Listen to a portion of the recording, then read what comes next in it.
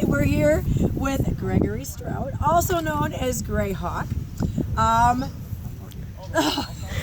who is basically the character of the camp. He brings a lot of, I don't know what you'd call it, charisma. Oh, that's a good word. Charisma is a good word. Charisma. Yes. He entertains us. He entertains us the entire weekend. So let's get a little serious though here. This is business casual Business, today. business Yes. casual. Okay, now we're very ready. good. 2. Okay, so how long have you been doing this? 92 is when I started, Okay, so it's been a couple hours. a couple hours. Very good. And what got you started in this? I just like doing it. Well, that's I've good. always liked camping outside. Where else can you walk around with weapons and you're in camp and you primitively camp and you have fun, you get respect, you learn history of the area, you adapt it, you adapt to certain personas. I do about 7 different personas, depending upon the time periods, and it's basically we play dressed up as adults.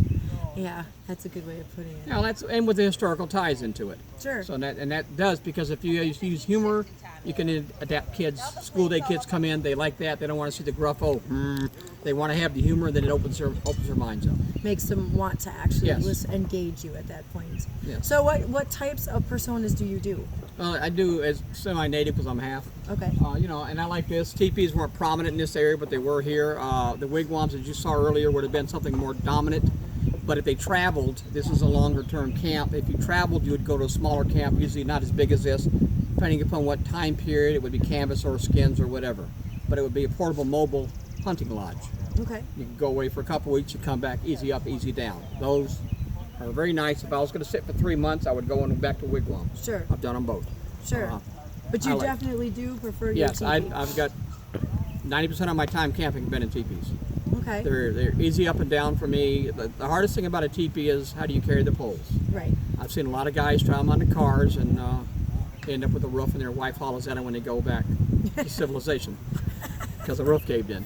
Right. But the hardest thing is trying to find out how to carry your poles. And Sure. so we adapt, and I've gone through different trailers and stuff.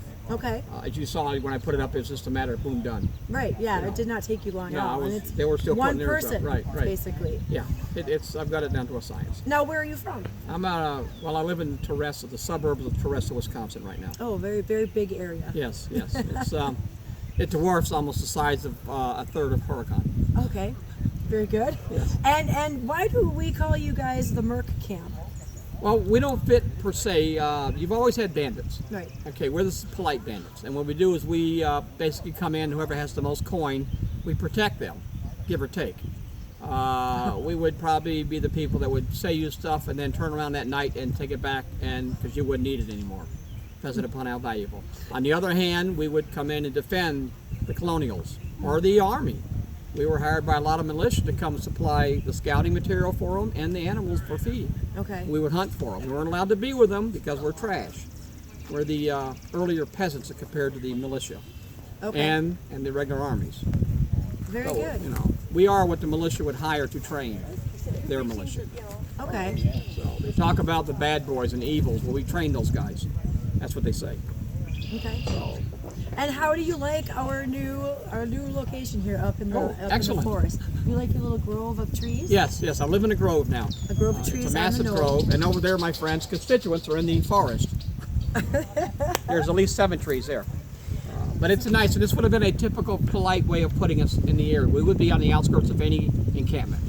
We would not be allowed to come in. It's just not very popular. And you've been asked that question this weekend, Several haven't you? times, yes, About including why by the you're so- local, and it worked out fine. It wasn't. I don't think it was intended to be this way. No. But as natural would have it, it happened again. We've done it several times. Sure. The other places we go and set up, it's the same. It ends up being the same way. And it's almost accidental in some ways. It's like something in your mind. It's a is way. telling you Yeah, needs to it's go a way there. of what we do.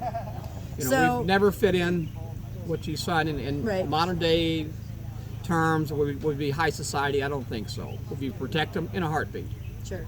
Would they be allowed to come and enjoy our kind of play? They wouldn't even understand it. Right. Right. We don't have pretext. We just have different colored clothes on, but most of us are this way anyway. Mm-hmm. Au naturel. So it's just amplification, and we get to do it under the guise of a woodland. Right. Yes, absolutely.